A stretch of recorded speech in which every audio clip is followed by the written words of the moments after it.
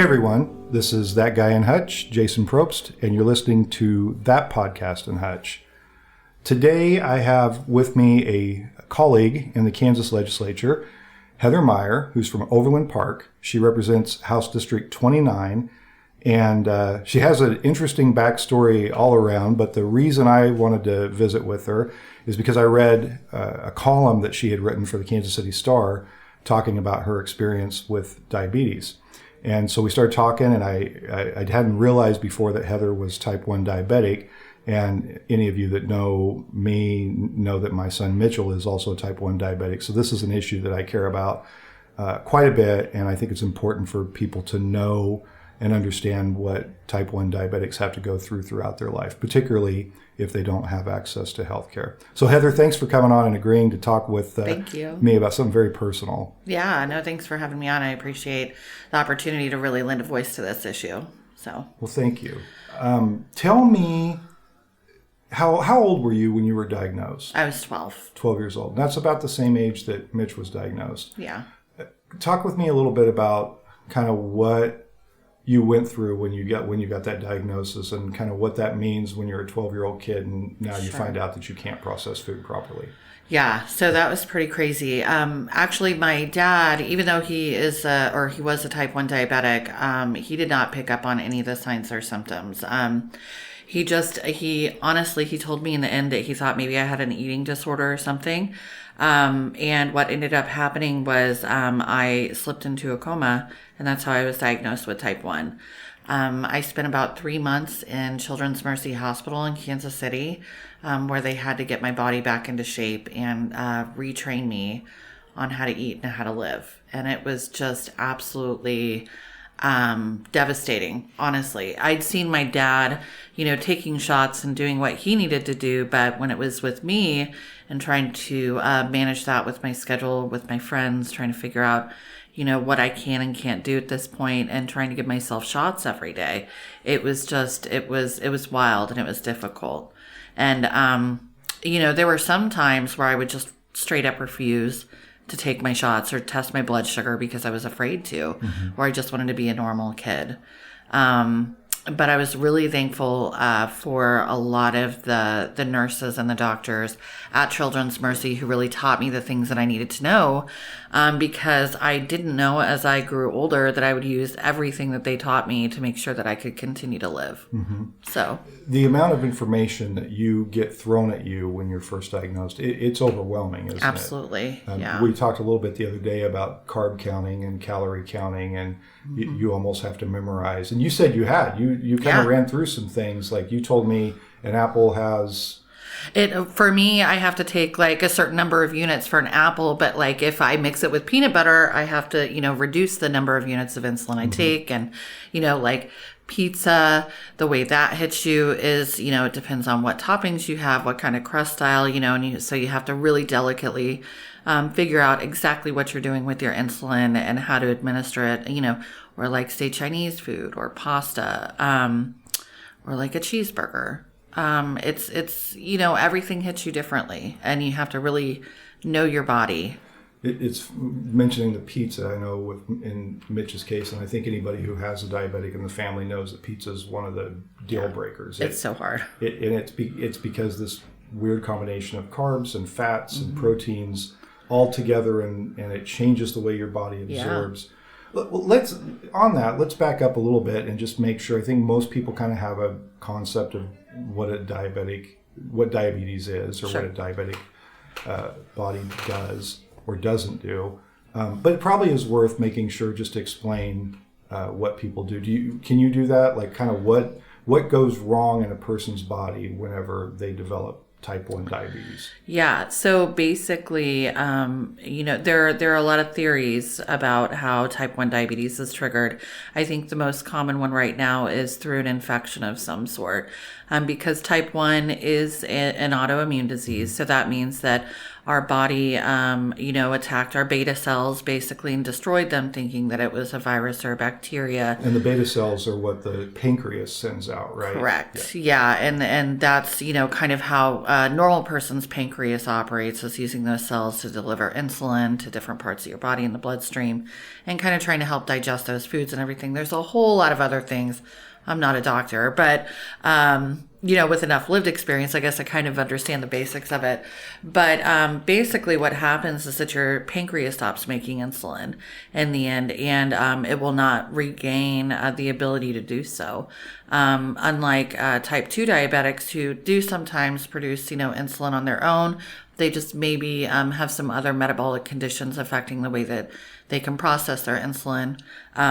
We just don't even have that opportunity. So we have to have insulin to live. Yeah. And that's the term, not every type 2 diabetic takes insulin, but every type 1 diabetic is insulin dependent. Absolutely. Yeah. It has to have it.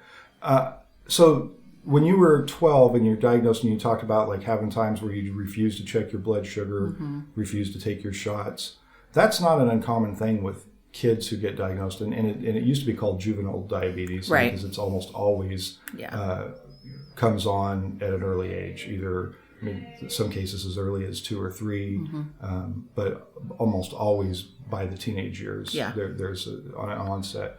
But that's a pretty common thing, right? Like the kids get frustrated with the fact that they have to do this. They are like at a time in your life when you're already hypersensitive to being normal, right, quote unquote.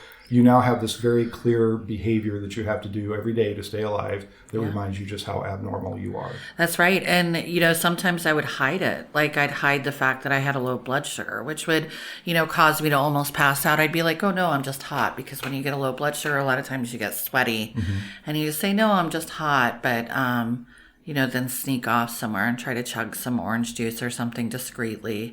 I had the opportunity through scholarship to go to, I think it was like diabetes kids camp, and I can't recall exactly where it was because I was pretty young at the time, of course. But it was a camp. It was like a week-long camp for kids with type 1 diabetes. And when I was there, like we were all the same age, and I met a lot of different kids who were struggling with the same issues, and they kind of put us into groups so that we could talk through some of what we were going through. So that was helpful. But of course, it didn't solve the issue because as you go, through your teen years, you still want to be normal and just like a normal kid. So, but yeah, it was very tough, and I think that that's a very common thing that happens. Well, we can get into that a little bit more later. But there are some other things that happen. I think specifically with female type 1 diabetics at that age too. There's some eating disorders that go along with it because there is a significant amount of weight gain that occurs after you begin your insulin therapy too. And so that can cause some issues as you grow older. I hadn't considered that. Of course, Mitch is my son, so I've seen it from that perspective, but I hadn't considered that it might be different for females in that situation. But I do remember, it reminded me when you said that you slipped into a coma because everybody missed the signs. We didn't know what to look for either, and I think I told you the other day that Mitch's blood sugar was over 900 when he ended up in the hospital. And I had him at a friend's house trimming bushes that day, and she called me and said, he's getting tired, he keeps asking for water. The other thing that happened that was bad about it coming on that time, it's bad at any time, but he was in middle school, he was in track, he lost a bunch of weight, but we thought he's growing, he's in the throes of puberty here. He's in track, so he's getting exercise. He was kind of spacey, we were getting reports of that, and we thought, well, he's a teenage boy, so so all these things in our mind looked like this is just normal middle school behavior. And then when we figured out what it was, then it explained a lot of things that we hadn't caught before. Yeah, that happened with me too. For a while there, they thought maybe I had some disciplinary issues. I kept falling asleep in class. I was having a real hard time paying attention, completely drift off. And they thought, well, she's just, going through her teenage stuff and, puberty and all of that. And it was definitely not the case. When I was diagnosed and I went into a coma, I'm 5'9". At the time, I think I was just a little over 5'7" as a 12-year-old. I weighed 72 pounds. Wow. So I was literally skin and bones. And, I had been vomiting profusely, and my dad he honestly thought I was bulimic. Because when you're also, another one of the symptoms is like your insatiable thirst, but insatiable hunger. Yeah, can't get full. Right, you can't get full. And so he thought that I was binging and purging and binging and purging. And he had, reached out to some folks to talk about that. And, we didn't make any progress on that and then all of a sudden I was in the hospital. So, yeah. Yeah, it's it's such an overwhelming disease, but it's such an easy disease to miss. It really is. You just, unless you have some experience, you don't even know what to look for. And even then, you don't always know where it might seem like something else. Yeah, absolutely. Well, so you go through your teenage years with diabetes and you move into adulthood. But I think when we talked the other day, you didn't have insurance as a child. Not usually, no. Yeah. There was a point in time where I did have health insurance through Medicaid because, kids were eligible. But my dad took a job where he was making quite a bit more money, which was good for us, right? Because I would classify as a working poor family. But with that, his company wouldn't offer us insurance because it was too expensive for them to insure diabetics, especially two of them in one family. Because your dad was diabetic. Yeah, my dad was type 1 diabetic as well. And so they basically said, no, we're sorry, but we can't offer you insurance. So neither of us had insurance during that time period. I think there were maybe a couple years, I think until I was about 14 years old, that I had insurance, and that was it. And during that time, were you able to, did that change the way you managed your care? Well, I imagine it did. Yeah. I don't remember it super well, but I know that I didn't ever feel like I was worried about having insulin. I always knew what my blood sugar was. I felt like I was a pretty good diabetic considering I was, 12, 13, 14, as good as you're going to be at that age. But after that, I remember the struggle was real. Like my dad and I would, because we both had insulin needs, we would share a bottle of insulin. We would, at one point, I hate to say this, but it's true. At one point, we were like sterilizing our plastic syringes because we couldn't afford to go get another bag of them, right? So you were probably just boiling them absolutely. Right on the stove. Yeah, on the stove. And, we know that's not safe and not effective and can cause a lot of scar tissue, but we had to do what we had to do. And it was really difficult. And the insulin they offered at the time was not that great either. It was much cheaper than it is now. Yeah. But at the same time, it was not something that was very easy to control your blood sugars with. So we were constantly rationing and we were sharing and we were just doing what we could to survive, and it was tough. And that's not terribly uncommon. A lot of diabetics do that. The insulin costs are high.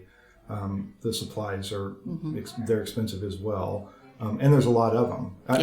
When Mitch was first diagnosed, we were fortunate to be connected with a mom who had a type 1 diabetic child.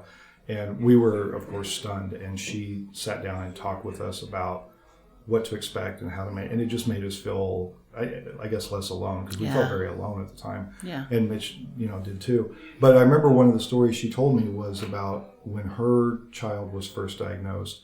She was buying, she got every blood monitor, glucose monitor that she could, and then she was buying strips wherever she could find them online. Yeah. And because the insurance, she said if she was buying them outright, the insurance wasn't covering it at the time. Right. It was going to cost more than her mortgage to do the test strips that she needed for her son, so she could know where the blood sugar was at. Yeah, that's pretty common. Honestly, I think, insulin, of course, the cost of insulin is a really big issue. And we absolutely need to lower that. And I know that there's a bill going through Congress right now addressing that. But, I think that at the same time, we really have to talk about the cost of glucometers and test strips.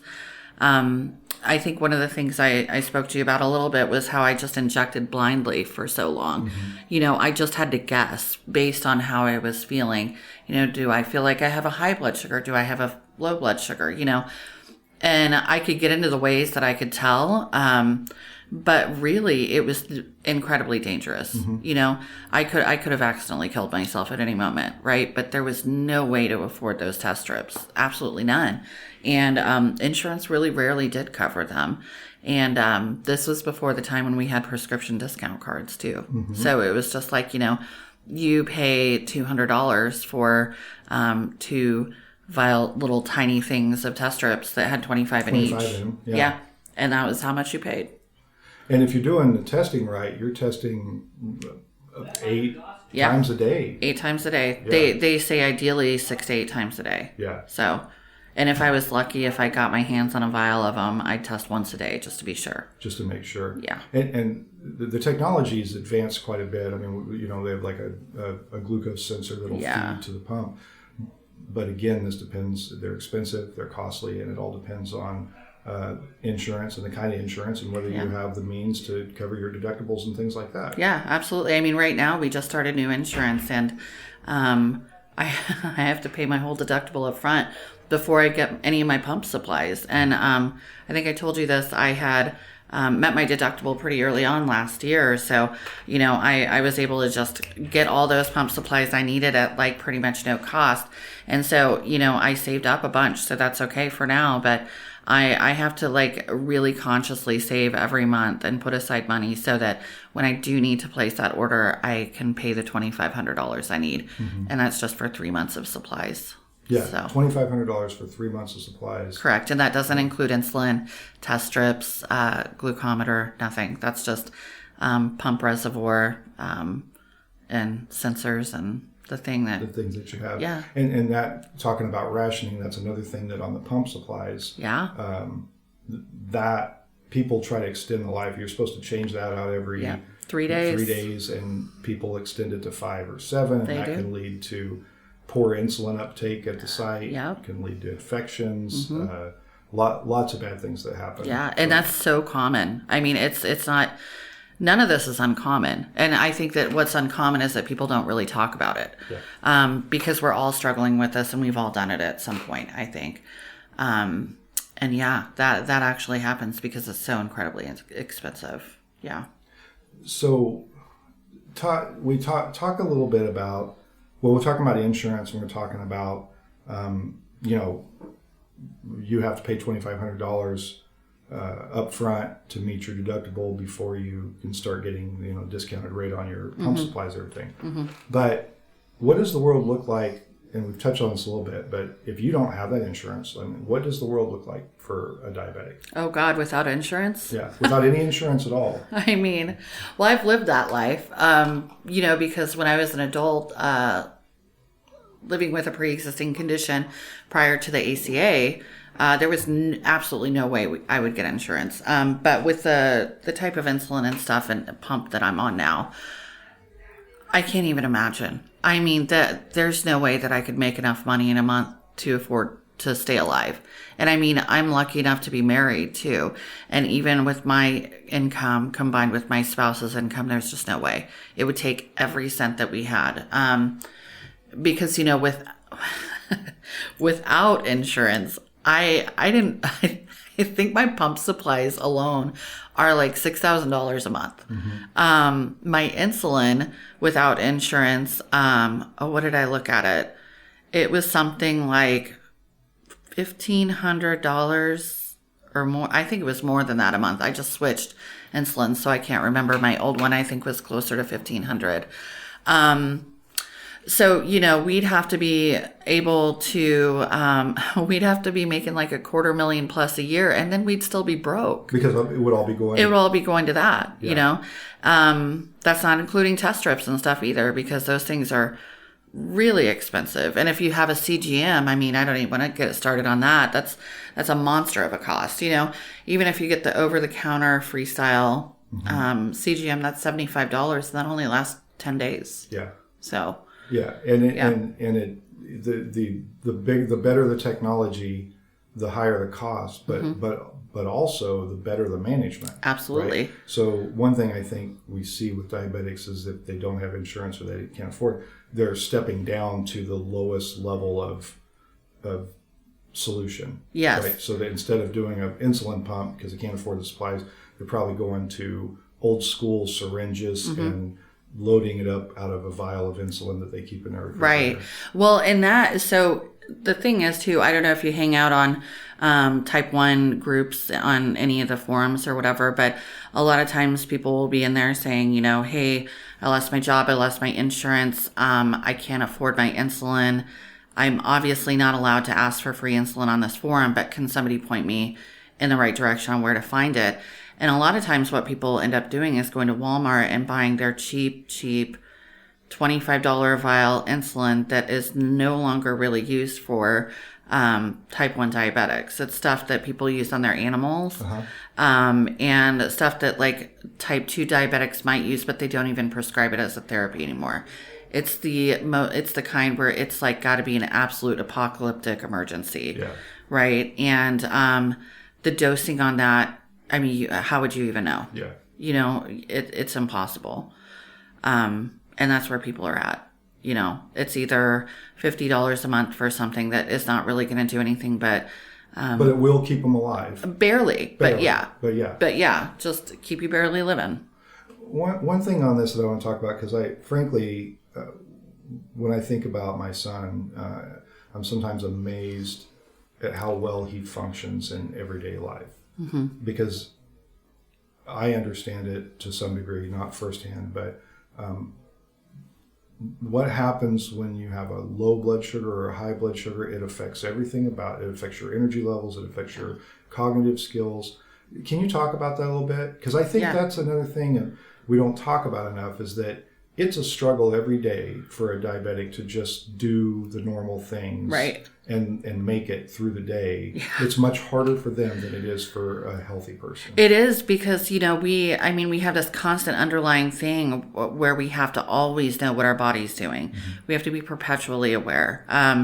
Because if it goes, you know, haywire one way or the other, you're in trouble for the next couple hours. So if you get a low blood sugar, which is going to be, you know, a lot of people, they feel differently, but I can handle myself until about 75. And when I start getting into the 75 zone, I've got to really think about eating something and sitting down and taking a break. But it's challenging though, because once you get low, then you have to be very careful about what you eat. Your body, naturally, you just want to like consume anything that'll get that blood sugar up as high as possible. Because it literally feels like you're dying. Like you cannot move. You have no energy. You're so dizzy. You can't see straight. You're sweaty. You're shaky. You can't really walk very well. It, you know, depends on how low you are. You may not wake up if you're sleeping, right? And so typically my go-to is juice, because that just hits you real quick. Away. And then I follow it up with a protein.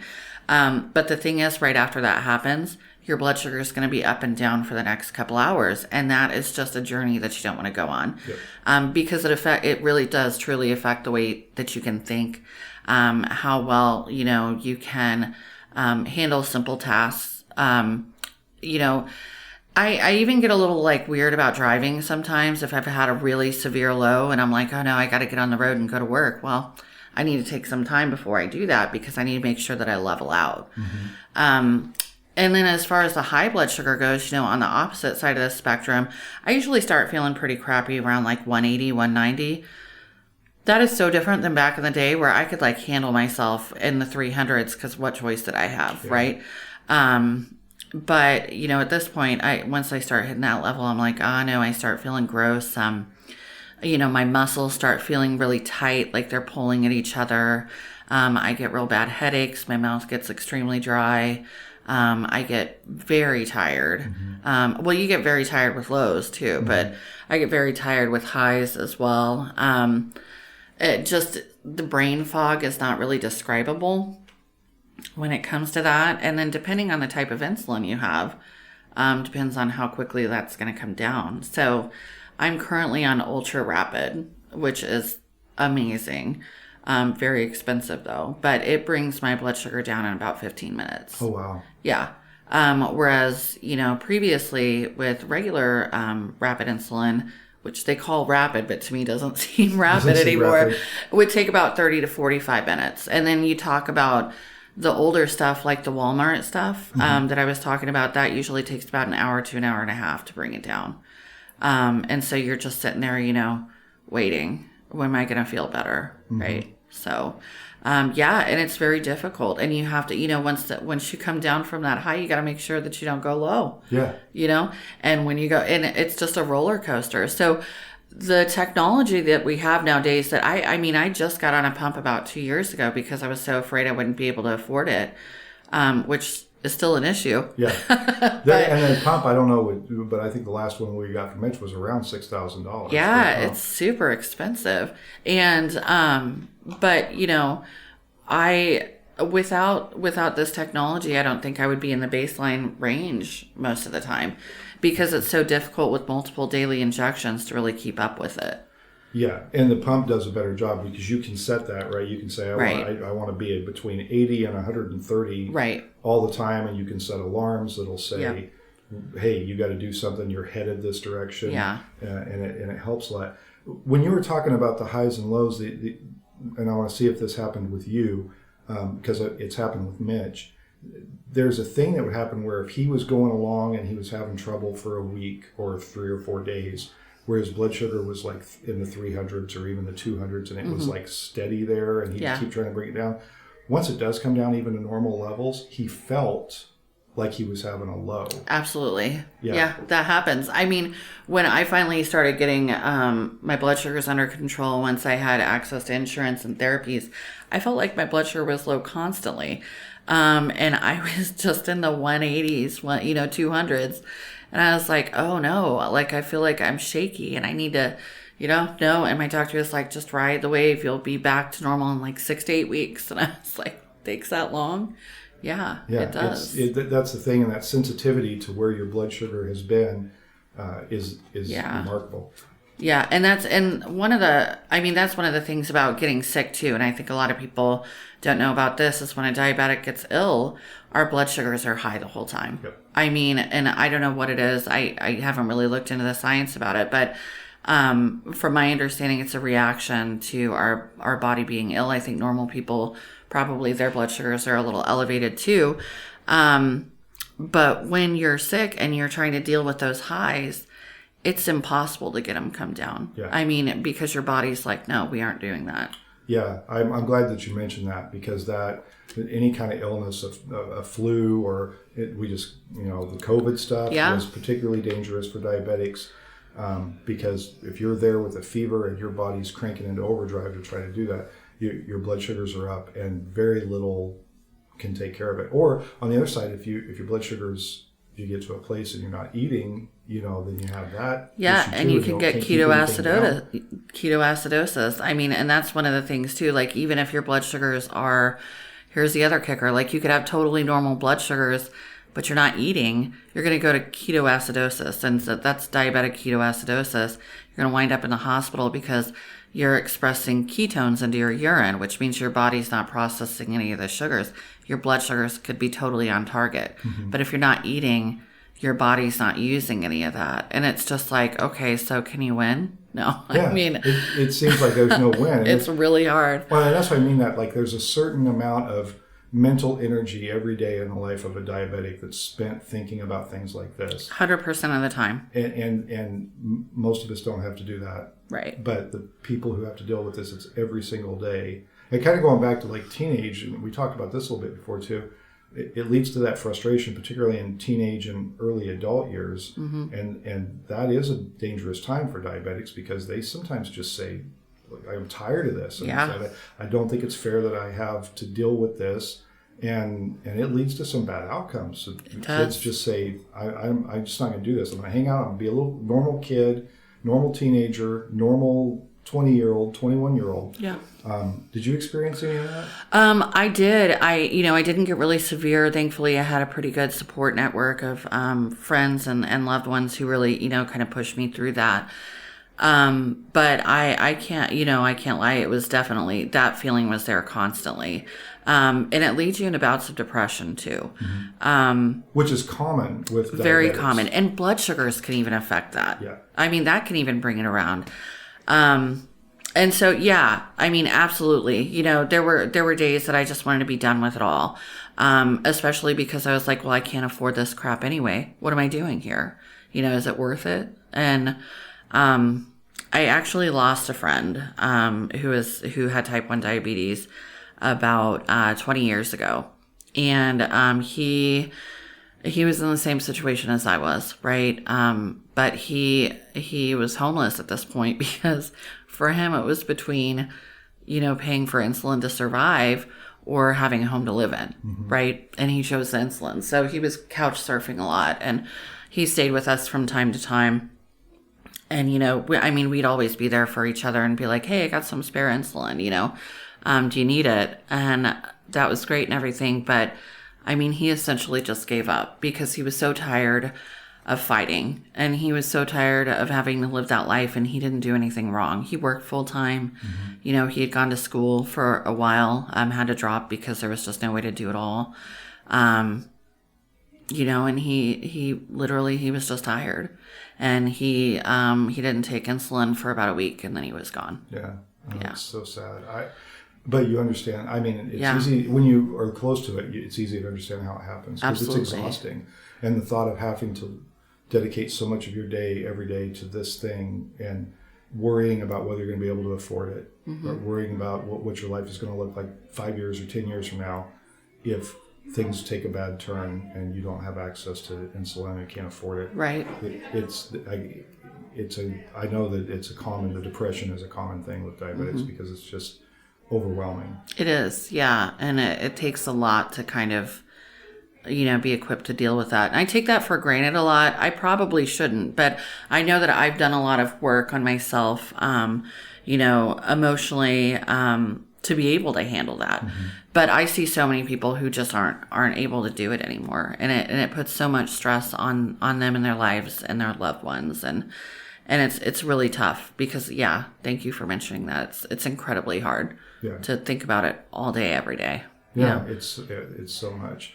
Now, you lost a friend, but you and I talked too. Your dad, who was type 1 diabetic, also died at a young age. He did, yeah. How old was he? My dad, Kevin, he was 47 years old when he passed away. And I think you had explained a little bit that he got it. He was 9 when he got it. So you said this was in the 1960s, and the management techniques were a lot different. So through his life, and I think bouts of time without insurance as well, just didn't manage it the way we would try to manage it today. Right. Yeah. I think I remember him telling me that like one of the first insulins he was on was the animal insulin, the animal-based insulin. And it was just, you took a couple shots a day, and it wasn't based on carbs or anything. It was just, you just guessed, the glucometer technology was really difficult. I think for a while there, they just had urine strips. They couldn't even test it through your blood yet. So it changed a lot. And I think that his family, my grandparents, really tried to help him manage it, and they did everything they could within the technologies they had available. But going back to the depression and the struggle and the constant having to think about that, that weighed on my dad a lot. And especially because he now had a daughter who had type 1 diabetes too. And knowing that he was unable to provide insurance, or proper medical care. And so it was tough. He and I would share vials of insulin. We would do what we can. We rationed everything. We would be very careful about what we ate or didn't eat, just to make sure that we had enough money to afford our insulin. We'd say, okay, this is how much insulin we have left. We know how much it costs. We know how much we're going to take over the next few days. This is how much we can eat or can't eat, and that led to him having a lot of complications. And he really sacrificed himself, for me, thinking about it. He died, ultimately he died of a heart attack. But when they did the exam, they found that he had a lot of different complications from living with type 1 diabetes that was, as they like to put it, uncontrolled type 1 diabetes. And not without trying. I hate that label because it seems like we aren't really trying to control it, Yeah, it sort of puts the onus on the patient. It really does. But that was never the issue. It was just doing what we could to survive, And so, yeah, he had quite a few complications when he passed. Can we talk about some of the complications that happen when your diabetes isn't treated properly? Sure. Yeah. I know there are circulation issues, and people get neuropathy, and that's you start to see like fingers and hands and toes and feet get amputated because. What are some of the more common issues, the long-term issues that we see from untreated diabetes? So that's one of the bigger ones. Actually, I think the circulation issues are really the top, and it relates to just about everything in your system, right? Then we move on to issues with the eyes. I currently, I've been diagnosed with diabetic retinopathy and glaucoma. I'm only 41 years old. And I know why. It's because I couldn't treat myself, right? And, the way that your blood sugars go up and down and are so unregulated causes all these little contractions in all of your blood vessels, right? And it's a whole systemic disease. So it affects every part of our body, our organs, our circulatory system, our eyes, our brain, our bones, everything, digestive system. So that's one of the other complications. You can have issues with metabolic syndrome, where your body doesn't really process your foods as it should. So you can have some nutritional deficiencies. You can gain weight like I have. I've gained quite a bit of weight since actually my blood sugars have been better. Back to that again. But, seems like an unfair It really is. Right? It really is. But, I always say, when you see a chunky type 1 diabetic, they're a healthy type 1 diabetic, basically. Yeah. But with that comes other complications too, And so, the list of complications, it almost seems endless. It's really systemic. And it just depends on how your body reacts to the highs and lows and how you're able to treat them. And then how your body processes that in the long term. So, so far my eyes have been the biggest, the biggest issue. And one of the issues, if I remember from the early days and the fire hose of information that comes at you when you're first dealing with this, the sugars, when you're experiencing highs, then the sugars actually they're like a log jam in your circulatory system, particularly in the capillaries, which is why the extremities suffer the most. Kidneys, there's a lot of kidney disease. Kidney. I can't believe I forgot about kidneys because I take an ACE inhibitor every day. It's actually a blood pressure medicine, but I take the lowest dose, and so they prescribe that as something called an ACE inhibitor, and what that does is it's supposed to protect your kidneys, other organs, but kidneys specifically, from long-term damage from diabetes. And I've been taking that super cheap medicine, so I could afford that over the counter. I've been taking that since my mid-20s. Wow. Yeah. And you mentioned blood pressure. That's another thing. Absolutely. People with diabetes end up with blood pressure issues. Yeah. Way earlier than we would expect. Absolutely. Actually, on that, I keep remembering more stuff. So with both of my pregnancies, I ended up getting preeclampsia. And my first pregnancy in particular was terrifying because, first of all, I was 21. So I was like, whoa, this, pregnancy's, kind of challenging anyway. The normal young mother pregnancy right. fear and concern. Those normal things. But then, I was seeing a high risk specialist because one of the only times I could qualify for healthcare at that time was being pregnant because Medicaid would insure pregnant mothers, right? And so I was seeing a high risk specialist, and they said, "Well, you're pretty high risk for preeclampsia, or your blood pressures have been really high, and we're concerned about your kidney function." And I ended up, the swelling was unimaginable. And I had to have an emergency C-section with my son because I was so close to just going completely eclamptic. And wow. and really suffering some serious complications.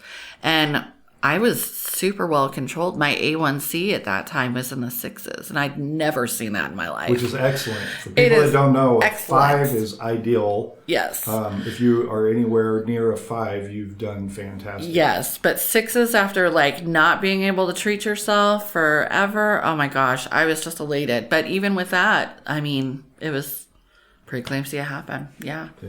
And one of the things we talk about, and I think it's important to make sure people understand, is that people who don't have health insurance and people who can't afford proper treatment or ideal treatment, I would even argue, throughout their life, end up with just an insane amount of medical needs later on in life. And there are tons of complications that I would argue probably end up costing the public far more than if we would, and we talked before we started recording about, you can end up with people needing to be in nursing homes because they've had several amputations and they can't see, and then now they can't take care of themselves. So now the public's on the hook for that. We're paying for these things on the back end a lot of times. It's so common too. In my work in medical social work, I came across this quite a bit as well. A lot of my clients, I had some clients in their 50s. And so that's not even old, right? I mean, I'm 41 for God's sake, but I was in my 30s at the time. So this was probably about a decade ago. But they were already winding up in nursing homes because of the complications from untreated type 1 diabetes. And there was, same story. We shared the same stories. We would sit in my office and just go on about how crappy the system was and how they were forced into this position.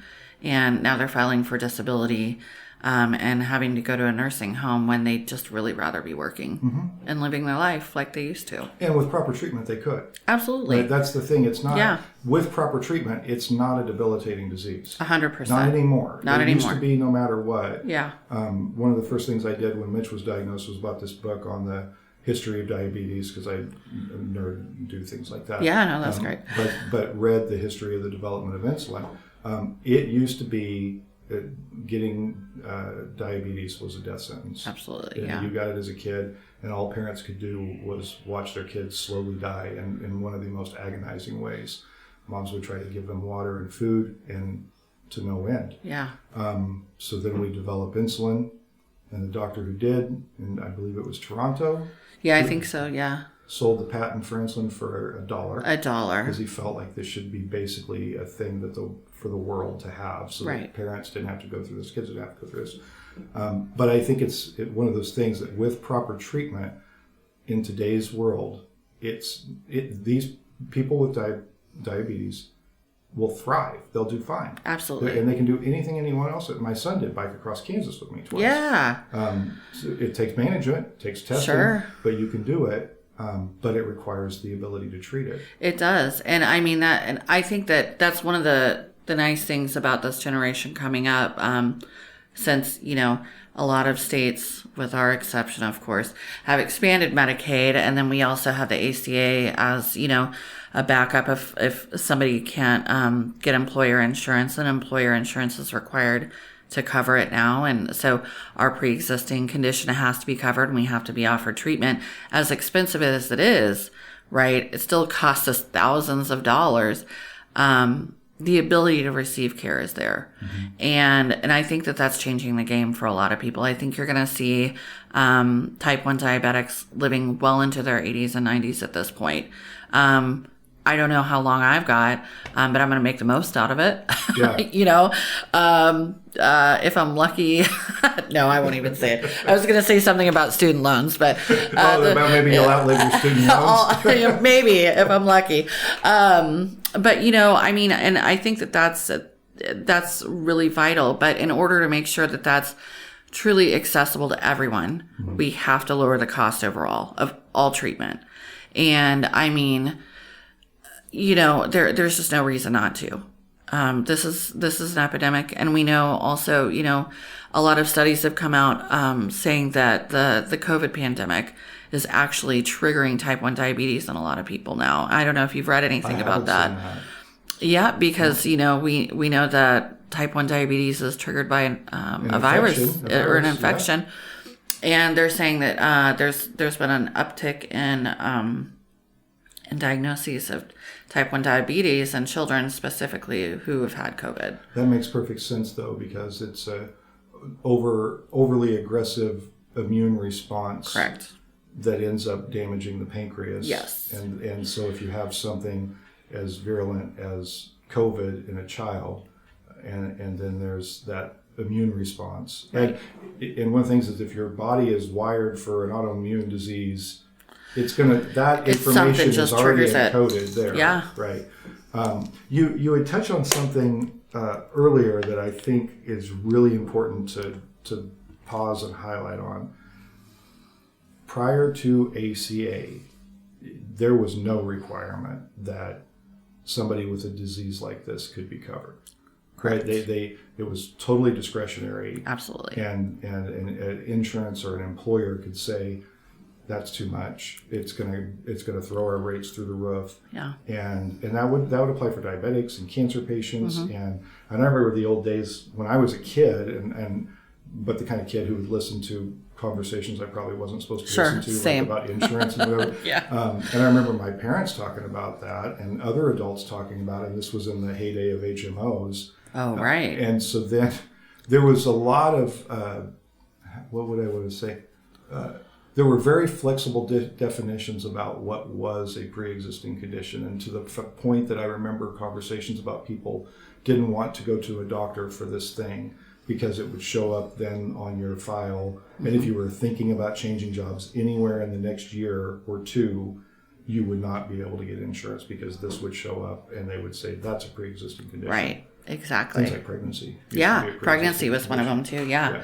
I mean, there was a laundry list. I mean, like a very long list of different conditions, and diabetes was one of them. Cancer, pregnancy. I think that MS. Anything you could think of. A broken toe, maybe, I don't know. But yeah, and that was. I think that was the worst part. I love the ACA for a lot of reasons. I got really upset with the way a lot of changes went through on it because I watched the bill as it went through Congress. I think that, we need to keep still working on it to make it better and more, make more accessible programs and everything for people. I mean, I'm in favor of universal health care, so I'm super left on this one. But, with that said, I think one of the most important parts of the ACA was the pre-existing condition clause. If that wasn't there, insurance companies could still do whatever they wanted. Well, and exactly. And the thing is if you look hard enough or you live long enough, you're going to have a pre-existing condition, right? That's right. We're a weird mix of biology and genes and cells, and something goes wrong at some point for everyone. Right. So we're all going to end up with a pre-existing condition. So I think it's definitely been one of the more popular parts of that. Yeah. We'll kind of wind down, but a couple of last minute questions here. Well, I want to come back to your dad real quick. And Sure. You said something that I think I want to expand on a little bit. Your dad probably didn't treat himself in his diabetes to make sure you had at least something, right? Yes. Yeah. And do you think about that a lot? I mean, not anymore. I try not to because it makes me really sad. Yeah. But I do. I thought about that a lot, especially around when he died, actually. Because I knew that I'm going to tear up a little bit. I'm sorry. But I knew that he sacrificed so much to make sure that I was able to get through it. And that was his life, and he was a single dad too. So he literally devoted everything to us. And he had his own issues, as parents do. It wasn't the easiest childhood, but he worked his ass off to try to make sure that, I would survive and that I wouldn't have to suffer. And I think that he did a pretty good job. I mean, for the most part, as well as he could do. I'm still mouthy and stuff, so he didn't get that out of me. But but he got you to adulthood and got you to did. a place where you could take care of it yourself. And yeah, I remember when my son was first diagnosed in this, and we were kind of working with him on different things, and I remember there was a conversation at one point that said, I'm not always going to be around, and I need to know that you can do this if I'm not here. Absolutely. Yeah. And I mean, not all of the things he taught me about living with type 1 diabetes were the best, but they were definitely the things that helped me survive.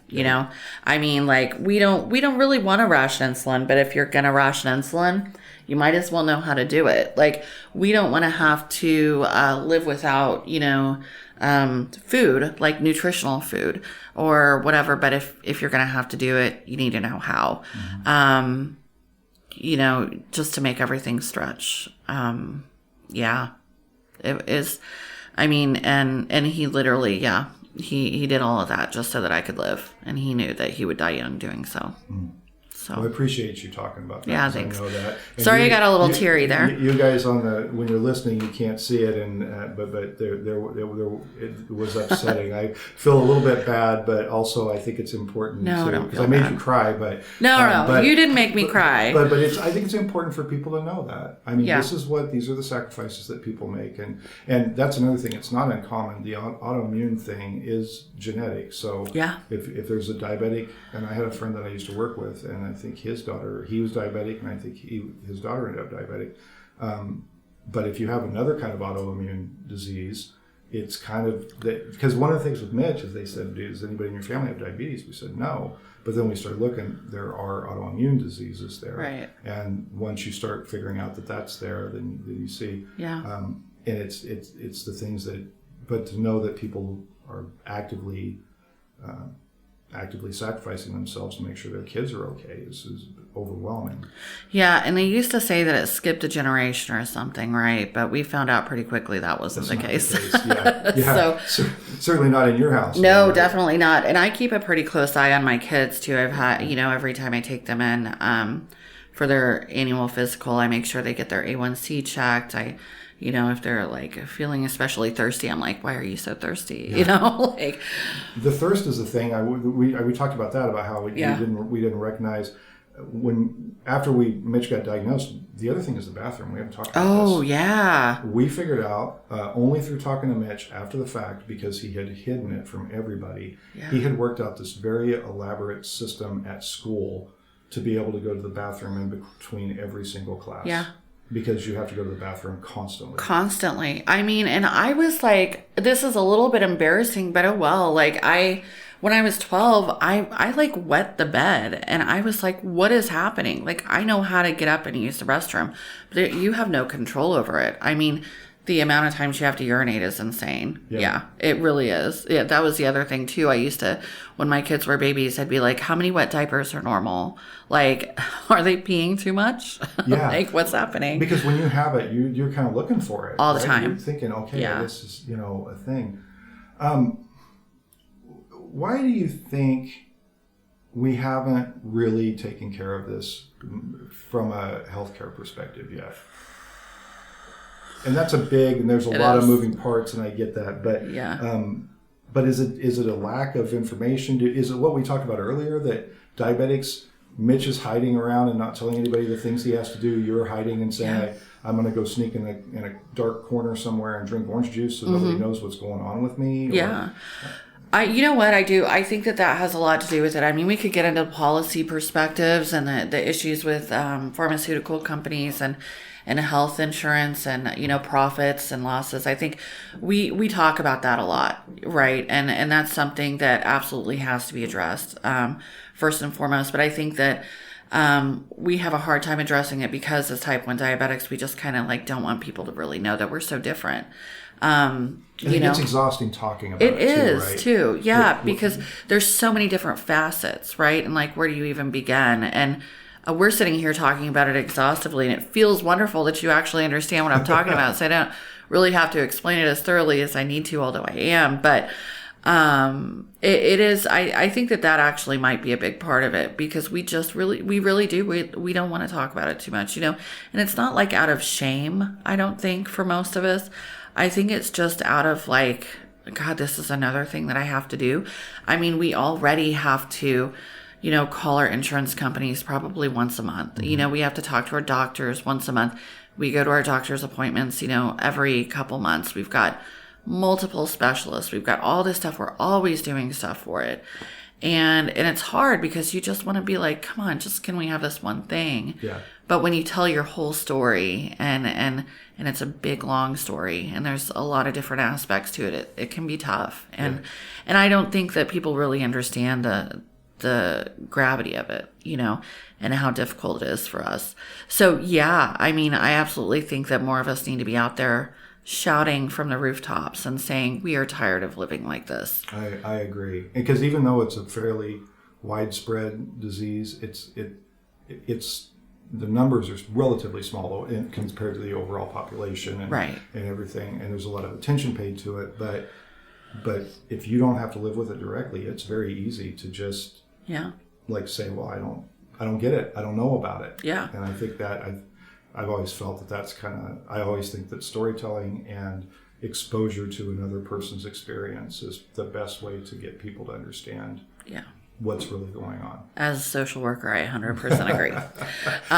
Yeah, for sure.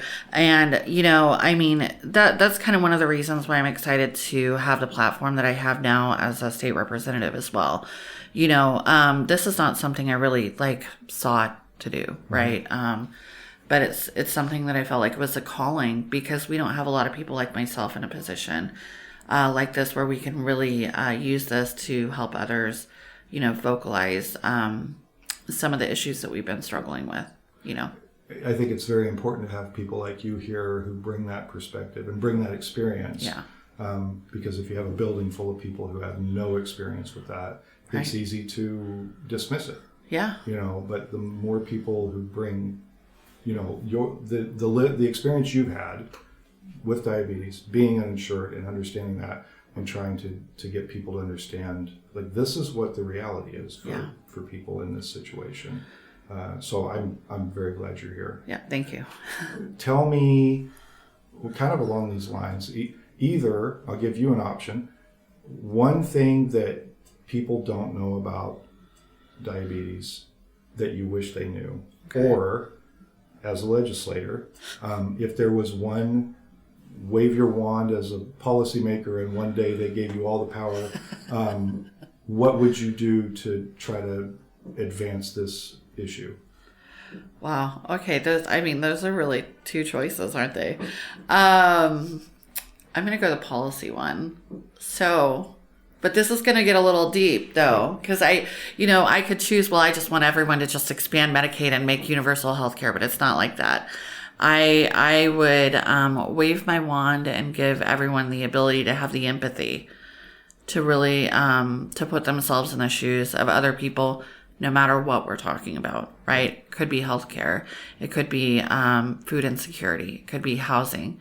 I would wave my wand and I'd be like, get some empathy in that cold little heart of yours and really be able to see the full picture of what people are living through and dealing with every day, so that we can start creating policy and laws that directly help people, instead of demonizing people who have a lot of financial struggles due to the hand that they've been dealt. So I think that's probably what I would do, and I wish that I had a wand that would do that. I want to find a wand to give you. I wish if I had one, I would give it to you, because I would wave it all over the place. A pretty good idea. Yeah, I like that a lot. But ultimately, I think that we need more of us out there fighting for this and really making our voices heard and showing people that there is a face behind this, and there's families that are affected every day, and you can't ignore us. Like, we're here and we're tired. Yeah. Very, very. And our blood, and we get cranky when our blood and we get cranky. High. Yeah, exactly. High or low. So, yeah.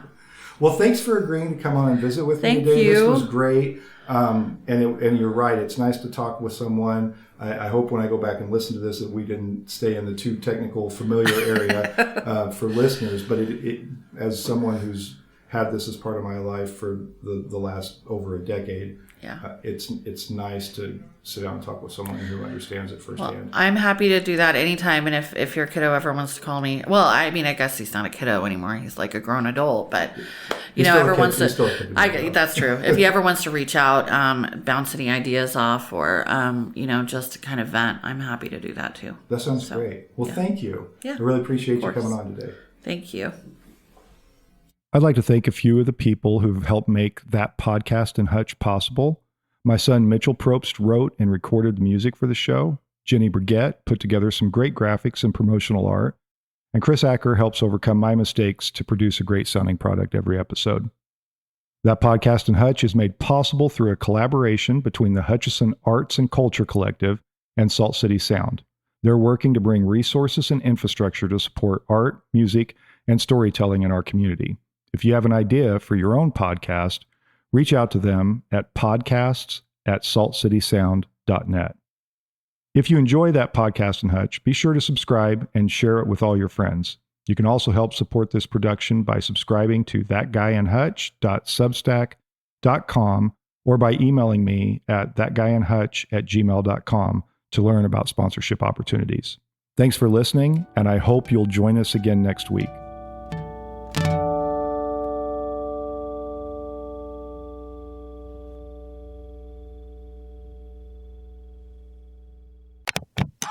A Salt City Sound production.